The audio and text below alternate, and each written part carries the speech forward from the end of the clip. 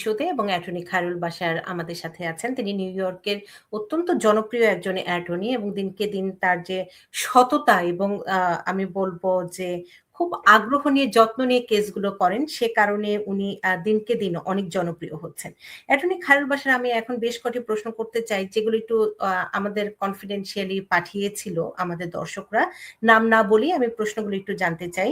একজন প্রশ্ন করেছেন, তিনি হচ্ছেন সরকারি কর্মকর্তা এবং তার ওয়াইফের মাধ্যমে তিনি আমেরিকার মানে ওয়াইফের ভাই যেহেতু আবেদন করেছিল তারা সবাই আমেরিকার ভিসার জন্য এখন আছেন যেহেতু, কিন্তু যেহেতু আমেরিকার সরকার অফিসিয়াল পাসপোর্ট গ্রহণযোগ্য নয়, আবার বাংলাদেশ সরকারও তাকে অর্ডিনারি পাসপোর্ট দিচ্ছে না বা দিবে না, এই মুহূর্তে তার করণীয় কি?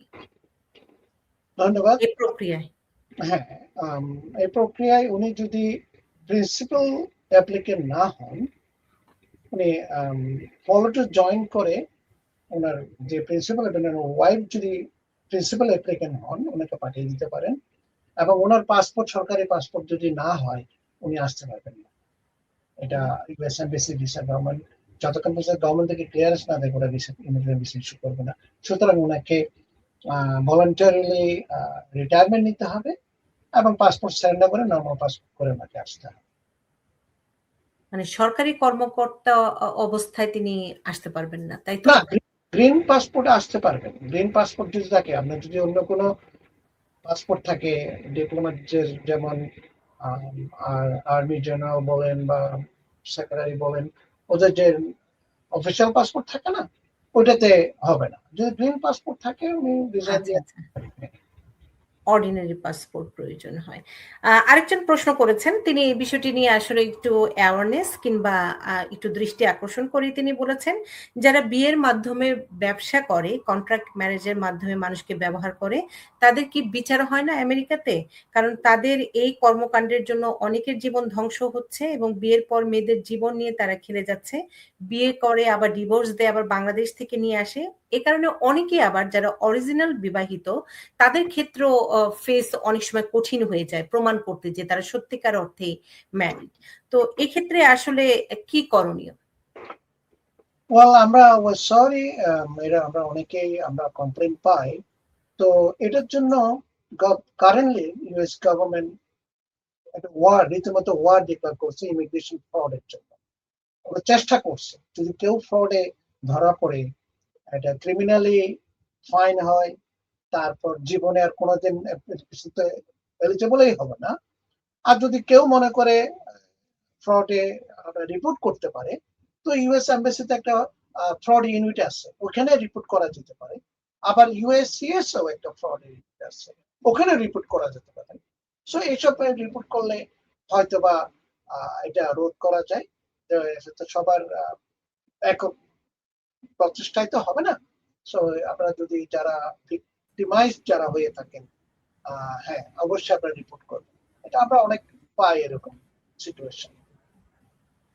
আমাদের অনেকে ভিসা বুলেটিনের আপডেটের খবরগুলো জানতে চাচ্ছেন। আপনার কাছে কি এই মুহূর্তে সামনে আছে? না আপনাকে কিছুক্ষণ সময় দিব, তাহলে আমি অন্য প্রশ্নে যাব। আপনার পরের প্রশ্নে আমি একটু দেখতে হবে।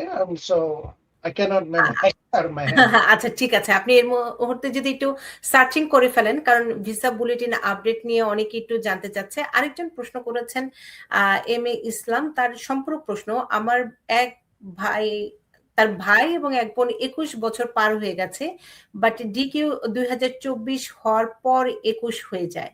এখন কি তার বোন তার মায়ের সাথে আসতে পারবে কিনা? বোন মায়ের সাথে। সো আই এম অ্যাসুমিং এটা F4 ক্যাটাগরিতে। F4 ক্যাটাগরি মানে ব্রাদার সিস্টার ক্যাটাগরিতে।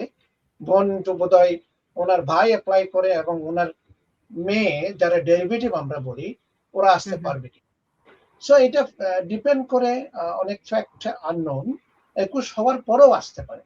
এটা আপনার সিএসপিএ বলে, আমি চিলড্রেন স্পেশাল প্রোটেকশন অ্যাক্টের আন্ডারে এইজ ফ্রিজ হয়ে যায় সার্টেন পয়েন্টে। এখন এই ফ্রিজের সিচুয়েশনটা জানার জন্য আমাদের লাগবে priority date, approval date, due date and current visa বুলেটিনে ওটা দেখতে হবে। তখন আমরা ইভ্যালুয়েট করতে পারবে ওয়েদার তারা আসতে পারবে কিনা। এই ফ্যাক্টর গুলো লাগবে। তখন দেখা যেতে পারে। ইনফরমেশন আমাদের সুমা চৌধুরী আরেকজন দর্শক, আমরা যেহেতু সরকারি পাসপোর্ট নিয়ে কিছুক্ষণ আগে কথা বলেছি, তিনি সেটি নিয়েই প্রশ্ন করেছেন, সরকারি পাসপোর্ট নিয়ে কি F4 ইন্টারভিউ দেয়া যাবে কিনা? সরকারি পাসপোর্ট দিয়ে ইন্টারভিউ দেওয়া যাবে না, এটা গ্রিন পাসপোর্ট লাগবে। সুতরাং এটা আমি অনেকেই গ্রিন পাসপোর্ট সারেন্ডার, সরি, সরকারি পাসপোর্ট সারেন্ডার করে গ্রিন পাসপোর্ট নিয়েই এভেল করতে হবে ইমিগ্রেন্ট ভিসার জন্য। আমাদের বেশিরভাগই প্রশ্ন করেছেন F4 ক্যাটাগরি আগস্ট 2010 কবে নাগাদ ভিসা পেতে পারেন, এবং বিভিন্ন আমাদের যদি ভিসা বুলেটিন আপডেট আপনাকে আমি একটু কিছুক্ষণ সময় দিই, সে আপডেটটি একটু দেখে নিয়ে যদি আমাদের একটু জানান, তাহলে আমি পরের প্রসঙ্গগুলোতে যাব। এবং দর্শক, আমরা চেষ্টা করছি আপনাদের প্রশ্নগুলোর উত্তর দিতে। আমরা কিছুক্ষণের মধ্যেই আবার অ্যাটর্নি খায়রুল বাশারের কাছ থেকে ভিসা বুলেটিন আপডেটের খবরগুলো নিয়ে নিব। এবং আমরা একটু বলে রাখতে চাই যে এখানে আমরা সাধারণত যে শোতে যে বিষয়গুলো নিয়ে আলোচনা করি, খুবই সাধারণ কিছু তথ্য উপাত্ত দেয়া থাকে, কিন্তু আপনাদের যদি বিষয় ভিত্তিক স্পেসিফিক উত্তর দেওয়ার প্রয়োজন হয়, উত্তর নেওয়ার প্রয়োজন হয়, সিদ্ধান্ত নেওয়ার প্রয়োজন হয়, তাহলে অবশ্যই একজন সার্টিফিকেটধারী অ্যাটর্নি যিনি প্রফেশনাল, তার কাছ থেকে নিবেন। এবং যেটি আমরা সবসময় বলে রাখতে